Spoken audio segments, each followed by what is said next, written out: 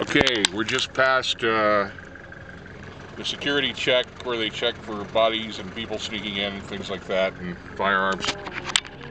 And it says, "Welcome to the vacant heart of the West. Cities have the capability of providing something for everybody. Only because and only when they are created by everybody." Jane Jacobs. Cities have always been the fireplaces of civilization, whence light and heat radiated out into the dark. Theodore Parker. If you suppress the exorbitant love of pleasure and display idle curiosity, iniquitous pursuits, and wanton mirth, with what a stillness would there be in the great cities? Jean de Breuil, right? By its nature, the metropolis provides what could otherwise be given only by traveling, namely the strange. James Jacobs. Suburb, a place that isn't city, isn't country, and isn't tolerable. Mignon McLaughlin. Unlike tract housing, a city is many-chaptered, storied book that tells us who we are. Cities are gentrified by the following types of people in sequence: the risk oblivious, the risk aware developers, the risk adverse, those that don't move in. You're approaching long and complex sentences. Warning: the streets of the poor quarters in great cities are a theater and a battleground. There, unaware and unnoticed, every human being is a poet, a masker, a warrior, a dancer, and in his innocent artistry, he projects against the turmoil of the street an image of human existence in the street. In any animated neighborhood of great cities, we are not more competent at keeping the sidewalk safe than are the people who try to live off the hostile truce of the turf. In a blind-eyed city, we are the lucky possessors of a city order that makes it simple to keep the peace because there are plenty of eyes on the street. City air mocks us. The point of cities is a multiplicity of choice, said James Joyce. Squealing under city stones, the millions and millions run, every one a life alone, every one a soul undone.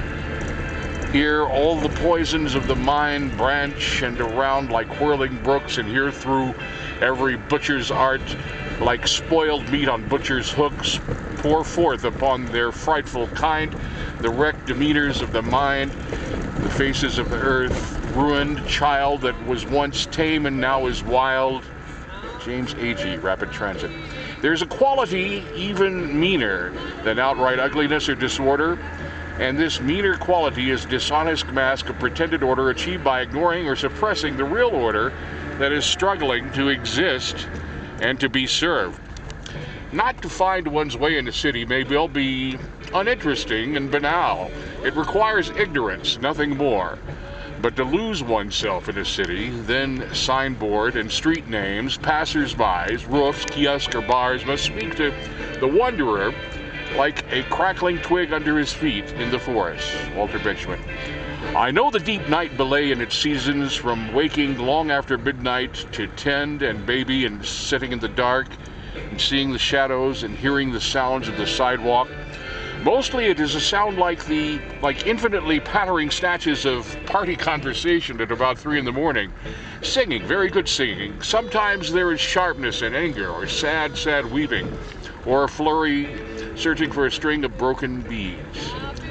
Jane Jacobs. There is a time of life somewhere between the sullen figures of adolescence and the retrenchments of middle age when human nature becomes so absolutely absorbing one wants to be in the city constantly. Edward Hoagland.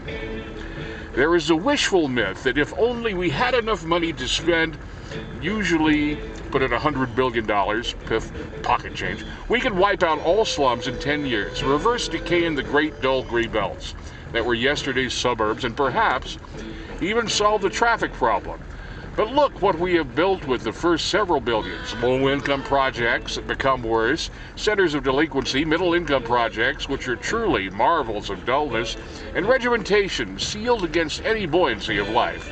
Luxury projects that migrate their intensity with a vapid vulgarity, cultural centers that can't support a good bookstore, civic centers that are avoided by everyone but bums, commercial centers that are imitations of standardized suburban chain store shopping, promenades that go from no place to nowhere and have no promenaders, expressways that eviscerate great cities. This is not the rebuilding of cities. This is the sacking of cities. Jane Jacobs. Science is not enough. Religion is not enough. Art is not enough. Politics and economics are not enough. Nor is love, nor is duty, nor is action.